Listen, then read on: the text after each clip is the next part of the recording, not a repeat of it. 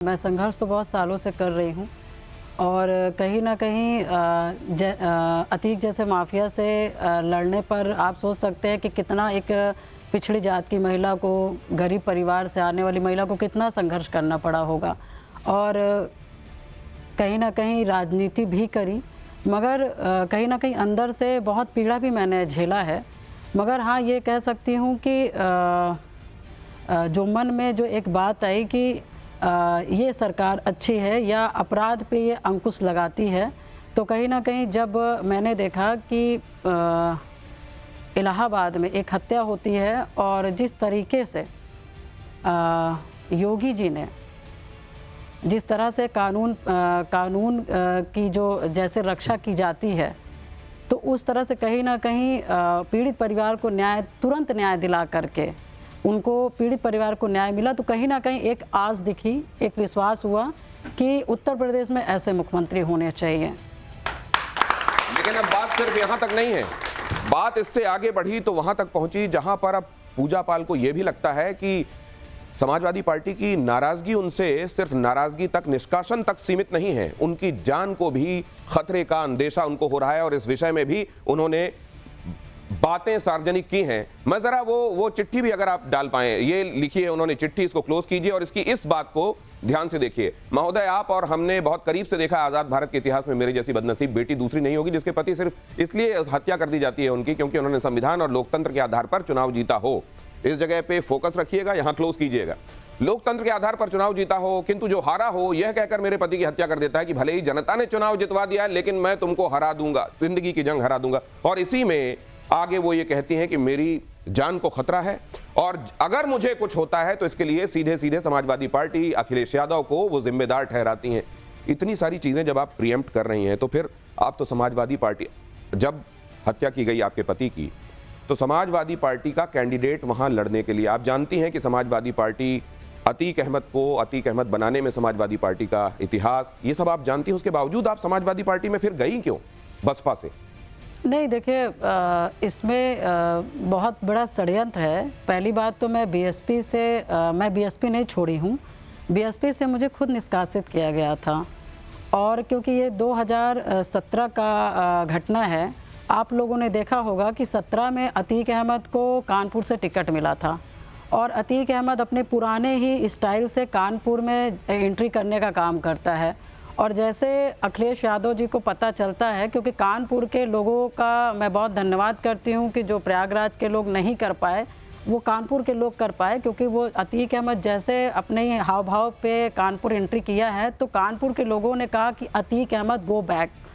और जब go back का नारा पब्लिक ने दिया तो उसी समय अखिलेश यादव जी ने कानपुर से अतीक अहमद का टिकट काटने का काम करते हैं। ये बात तो हम ये सार्वजनिक उसमें है। नहीं तो मैं दूसरी बात, 9 दिन मतलब आपकी शायद 16 तारीख को विवाह हुआ था जी, और 25 तारीख को मर्डर हो गया। जी जी। मैं पहले आपको एक महिला के तौर पर, जिसकी अभी हाथ की मेहंदी भी नहीं उतरी है, उसके पति की हत्या हो जाती है 9 दिन के भीतर।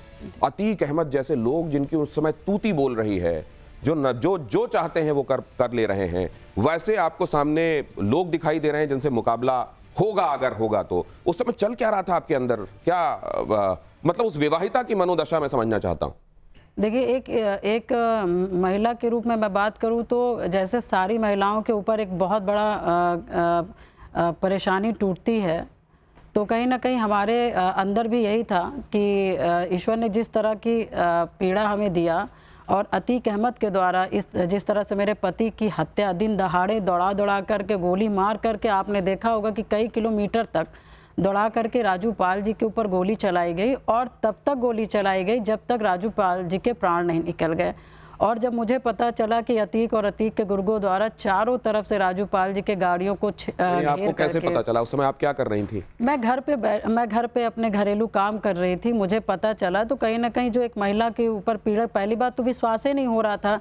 और मगर जब भीड़ लगने लगी, बढ़ने लगी, सब लोग रोने लगे, एक माहौल जैसा होता है उस तरह से दिखने लगा, तो मुझे लगा कि हाँ, हमारे लोग के साथ कहीं ना कहीं राजू पाल जी का कुछ ना कुछ घटना हो गया। और कहीं ना कहीं तो जब एकदम कंफर्म हो गया कि राजू पाल जी अब नहीं रहे, तो मान के चले मेरी मनोदशा तो एकदम बेकार सी हो गई थी। मगर ये था कि मेरे कान में उस समय मैं रो रही थी, चिल्ला रही थी। राजू पाल जी की डेड बॉडी लेने के लिए मेरी सास 80 साल की जो बूढ़ी थी वो दर बदर भटक रही थी, मगर कोई डेड बॉडी भी देने का काम नहीं किया। और मेरे कान में बस एक चीज़ जा रही थी उस समय, लोग चिल्ला भी रहे थे, रो भी रहे थे, मगर एक चीज़ कह भी रहे थे कि अतीक अहमद एक ऐसा दरिंदा है, एक ऐसा माफिया है, जो इसके सामने लड़ता है वो मार दिया जाता है। आज राजू पाल की भी हत्या हो गई और इसके खिलाफ कोई लड़ नहीं सकता, कोई कुछ कर नहीं सकता, जो करेगा तो इसी तरह से हत्या होगी। ये सुनते सुनते मुझे लगा कि नहीं, किस वजह से क्या होता है, कौन लड़ता है कौन नहीं लड़ता मैं नहीं जानती, मगर मेरे पति की हत्या हुई है और मुझे डेड बॉडी नहीं दी जा रही है। मैं अतीक अहमद से लड़ूंगी और उसके ऊपर FIR करूंगी। कहते हैं कि समय हर जख्म का इलाज होता है, तो क्या समय ने कुछ मरहम आपके उन जख्मों पर लगाई है? आज सब कुछ वैसा ही ताज़ा है, वैसा ही दर्द महसूस करती हैं आप? नहीं, देखिए, मरहम तो मैं कह सकती हूँ कि 18 साल के बाद लगा है, नहीं तो मैं जब से राजू पाल जी की हत्या हुई है मैं आराम से नहीं रह पाई ना कभी चैन से सो पाई हूँ। जो मुझे पीड़ा दिया गया है, शायद मैं सभी महिलाओं के दिक्कत होती होगी, मगर मैंने जो अपने अंदर फील किया, तो कहीं ना कहीं पति की हत्या होने के बाद और जिस तरह से राजू पाल जी की हत्या हुई, कोई भी पत्नी नहीं चैन से रह सकती, तो मैं भी नहीं रह पाई। और उसके बाद पूजा पाल ने ये निर्णय लिया कि बेशक ये लड़ाई लंबी है, बेशक ये लड़ाई दुश्वार है, लेकिन वो लड़ाई लड़ेंगी। सवाल तो यही है, सवाल ये है कि अब ये तस्वीरें देखिए आप, अतीक अहमद की समाजवादी पार्टी के साथ कुर्बत, अतीक अहमद को अतीक अहमद बनाने में समाजवादी पार्टी का भी हाथ, असल में समाजवादी पार्टी को भी ये जो डायनेमिक रिएक्शन होती है ना, जो आगे भी होती है और पीछे भी, मतलब एक ये इसको सपोर्ट करे और वो इसको सपोर्ट। आप जानते हैं कि इसी तरीके का नक्सस था। अतीक अहमद की उपयोगिता थी, एक खास उपयोगिता समाजवादी पार्टी के लिए, और समाजवादी पार्टी उसको सपोर्ट करती थी, ये बात सबको पता थी। तो फिर अब मैं इधर मेहमानों के पास जाऊं और जरा उनकी टिप्पणियां लूं, उससे पहले मैं आपसे ये बात जानना चाहता हूं कि आपने समाजवादी पार्टी का रुख किया ही क्यों? आपने कैसे, आप तैयार हुई कि मैं समाजवादी पार्टी ज्वाइन करूंगी? अगर आपके लिए इतनी बड़ी पीड़ा थी, इतनी बड़ी लड़ाई आपने लड़ी, तो ये फैसला आप कैसे ले सकती थी? देखिए, राजनीति में बहुत सी चीज़ें बाहर आ पाती हैं, बहुत सी चीज़ें नहीं आ पाती हैं, और शायद मैं भी ये भूल गई थी कि मैं एक माफिया से लड़ रही हूँ, एक चट्टान से लड़ रही हूँ, और मुझ जैसी गरीब घर की महिला, लड़की, और जिसके घर में राजनीति का कोई दांव पेच बताने वाला नहीं है, जो माफिया से लड़ना कैसे है कोई बताने वाला नहीं है, तो कहीं ना कहीं मैं इसमें तो इसके लिए तो सामान्य अनुभव चाहिए, इसके लिए कोई गाइडेंस नहीं चाहिए। अगर मुझे पता है, मान लीजिए कि कोई एक करंट का तार है जो खुला हुआ है, इंसुलेटेड नहीं है, मैं उसको नहीं पकड़ूंगा? ये नहीं, तो नहीं, देखिए, क्योंकि मैं मध्यम परिवार से आई हूँ, तो क्योंकि जो घटनाएं होती, क्योंकि जो खुली किताब जैसी होती उसको कोई पढ़ सकता है, मगर पीछे आपके साथ 4 लोग मिलकर के जो षड्यंत्र करते वो आप नहीं समझ सकते। इसी तरह से ऐसा तो नहीं है कि आपको लगा कि पहले मेरा चुना जाना जरूरी है, मेरे लिए टिकट जरूरी है, समाजवादी से मिल सकती है, मैं यहाँ कौशाम्बी में चायल से लड़ सकती हूँ, इसी में जीत सकती हूँ, पहले जीतना जरूरी है, इसलिए मैं ज्वाइन नहीं, नहीं, मैं बस आपका 2 मिनट लूंगी, मैं बात स्पष्ट करूंगी। क्योंकि देखिए, अतीक अहमद जो था, जब वो उसका 17 में टिकट कटा, तो और मैं 17 पे चुनाव लड़ी, 17 में मैं चुनाव लड़ी, इत्तेफाक से वो चुनाव में हार गई थी। उसके बाद जब अतीक को लगा कि मैं समाजवादी से निकाल दिया गया हूं और मैं अनाथ हो गया हूं, मुझे एक घर चाहिए, तो प्लानिंग करके सबसे पहले बीएसपी से पूजा पाल को निकाला गया। वो पूजा पाल का जो चुनाव हार चुकी है, अब वो कहीं ना कहीं कमजोर हुई है, उस समय तो उसको कैसे और कमजोर कर दिया जाए, इस वजह से अतीक ने अपना दिमाग लगा करके वहाँ के जो कोऑर्डिनेटर्स थे बीएसपी के, वहाँ पर मुझे बीएसपी से निष्कासित कर दिया गया, और अपनी वाइफ को, शाइस्ता परवीन को, बीएसपी में ज्वाइन करा करके इलाहाबाद प्रयागराज में जो महापौर का जो चुनाव था उसके लिए वहां पर बीएसपी में लाकर एंट्री करा दिया गया। को भी बताती हैं कि आपका बसपा से निष्कासन भी असल में अतीक की प्लानिंग थी, उसकी साजिश थी जी। आपका बीच में जो विवाह का प्रसंग है वो भी आप कहती हैं कि आप सपा का तो सुनिए ना, कि जब अतीक अहमद जब बीएसपी में चला गया, तो मैं, क्योंकि मैं भी दुश्मनीदार महिला हूं, और अब मैं इतना तो कहना चाहूंगी कि मेरे अंदर जख्म बहुत बड़ा था, मुझे पीड़ा बहुत था, और शायद मैं विधायक न बनती, मैं राजनीति में ना आती, तो भी एक जो हमारी भारतीय संस्कृति में जो महिला है, ऐसा नहीं कि महिला कमज़ोर होती है, महिला को चाहे राजनीति मिले चाहे ना मिले, शायद मैं राजनीति ना करती, मगर मैं तब भी लड़ती, मगर शायद उस पूजा पाल की भी हत्या हो जाती। शायद मैं जो आज यहाँ पर जिंदा हूँ तो मैं जिंदा नहीं रहती, मगर जो पूजा पाल की जो सोच है, जो पीड़ा थी, वो पूजा पाल लड़ती। नहीं, अब तो ये लोग कह रहे हैं कि आपने असल में खुद ये तो महिलाएं आपके साथ हैं आपकी सोच पर, लेकिन शिवपाल यादव क्या कह रहे हैं? ये चिट्ठी बाद में एक बार फिर से लाइएगा, इसके कुछ महत्वपूर्ण बिंदु हैं जिस पर डिस्कशन होगा। एक बार जल्दी से दिखाइए शिवपाल यादव क्या कह रहे हैं। तो शासन से रहना चाहिए, समाजवादी पार्टी से तो जीती थी,